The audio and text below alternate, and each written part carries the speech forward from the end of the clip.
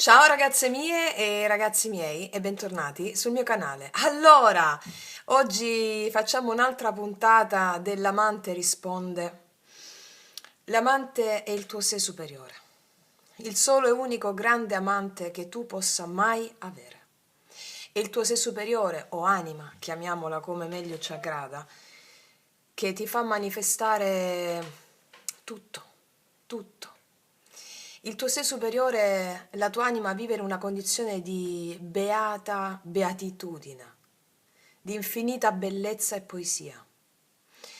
E la nostra mente vive in una condizione di precarietà, di limitazioni. La nostra mente è programmata per quello. E in questa società moralistica, anche patriarcale, mm, era più patriarcale prima, ma adesso comunque è l'iperrazionalismo. Ecco, quello a cui noi dobbiamo tendere è la legge del cuore, non la legge dell'analisi. La legge del cuore ci porta a manifestare una realtà, a cogliere, a interpretare la realtà in modo poetico. Manca la poesia, manca la bellezza. E abbiamo il sacrosanto dovere di portare, di spiritualizzare la materia, di rendere sacro ogni cosa che facciamo. E quindi per contrastare l'iperrazionalismo, la razionalità, la mente analitica, logica, dobbiamo utilizzare lo strumento privilegiato della nostra parte intuitiva e magica, la parte invisibile della vita. E quindi grazie alle mancanze, perché la vita è tutta una privazione, proprio perché ha lo straordinario compito di collegarci all'invisibile. Solo nella privazione noi possiamo lavorare per sentire l'invisibile, per connetterci all'invisibile, per connetterci al nostro grande e unico amante, che è il sé superiore. Il nostro sé ci fa sperimentare la mancanza proprio perché è soltanto grazie alla mancanza che tu accedi all'invisibilità, perché la realtà esterna sono proiezioni illusorie e temporanee di immagini che ci sono nell'invisibile. Quindi dobbiamo sviluppare una mente poetica. E, e allora il nostro grande amante ci intima di farlo, ci intima di sviluppare una mente poetica che conduce alla bellezza, quello che tu sei, ma che la mente analitica, i condizionamenti, l'educastrazione non te lo fanno vedere. E questa è la sfida dell'essere umano. E allora l'amante risponde, oggi ti racconta prima di tutto la storia di amore e psiche.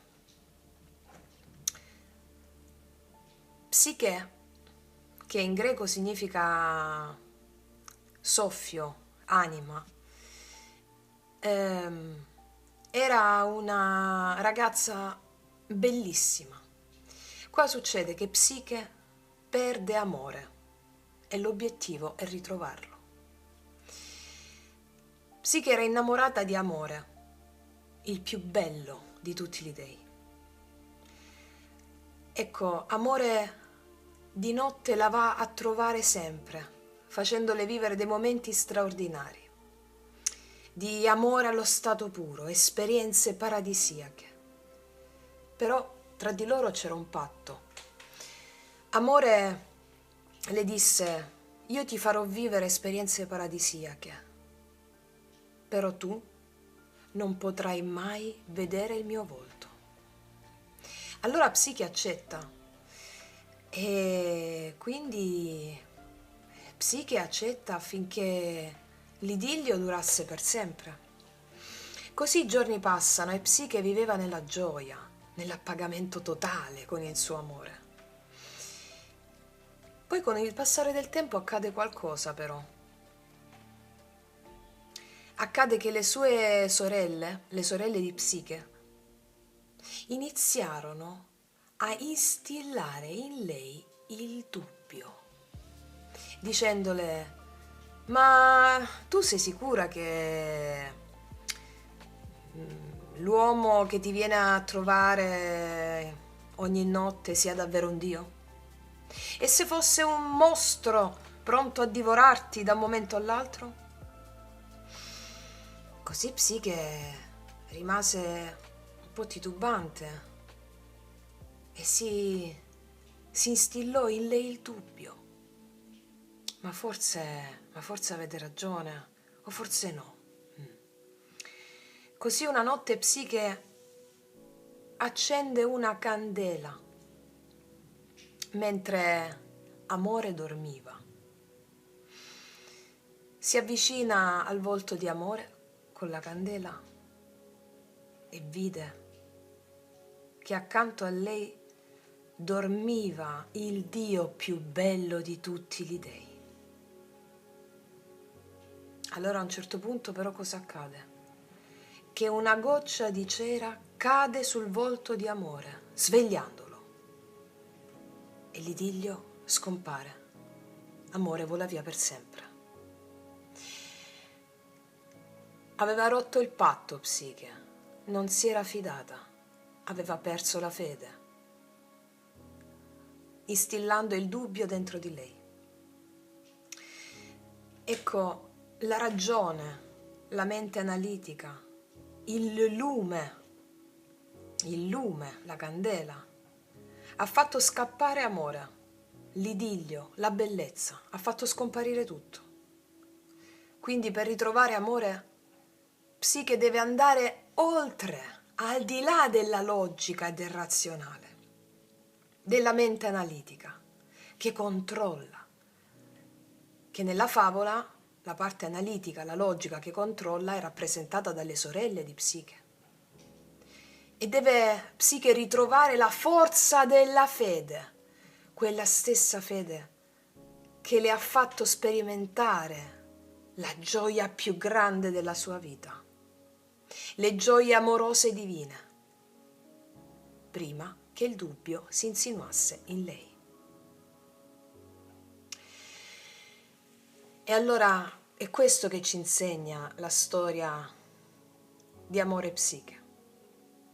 Nelle faccende dell'amore è la fede che fa vivere la gioia vera e la mente analitica deve proprio farsi da parte.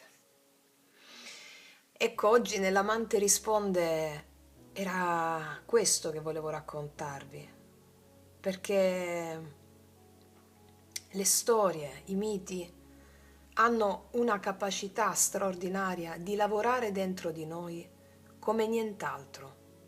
I miti sono gli archetipi e tutte le storie nostre di vita sono narrate tramite gli archetipi, tramite i miti. Le nostre, tutto quello che ci capita sono delle forze. Chiamiamoli dei, delle divinità. Perché come vi ho detto anche in un altro video, quando vi ho suggerito di dare un'immagine ai vostri disagi, è perché l'attività immaginativa cura. Così come vi dico, date un'immagine ai vostri disagi, alla vostra paura, alla vostra rabbia, alla vostra ansia, al vostro panico. Ma come gli stessi disagi, tutti gli eventi che ci capitano sono dei, divinità, perché sono voluti dal tuo sé. E allora oggi andiamo a pescare una delle nostre carte oracolo lui-lei e meditiamo su questo che abbiamo detto e su quello che ci dirà adesso l'oracolo. Vediamo, per l'Amante risponde oggi. Qual è il messaggio?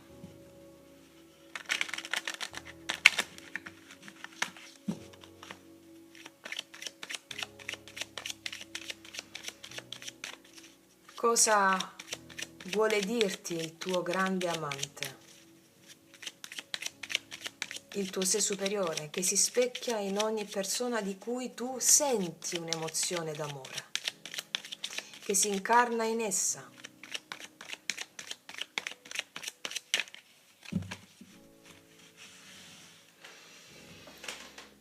Vediamo.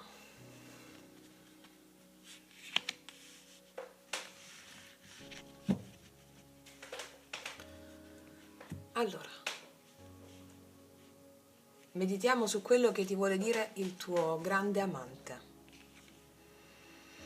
Utilizza le parole di Kierkegaard e ti dice: